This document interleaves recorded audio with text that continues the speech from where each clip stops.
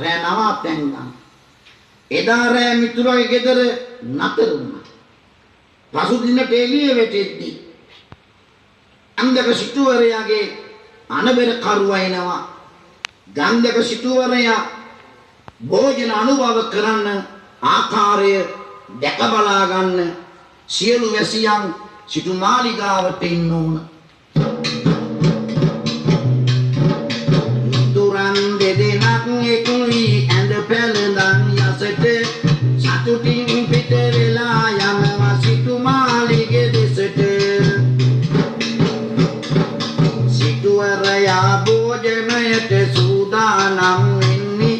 මිතුරන් දෙදෙනක් ඒ දෙස බලමින් තුටු වෙන්නේ.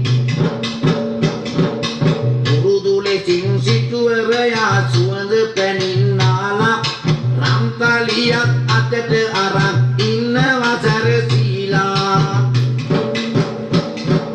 සුවඳ හමන සිටු භෝජන රම්තලියට බෙදති. සැවැත් වර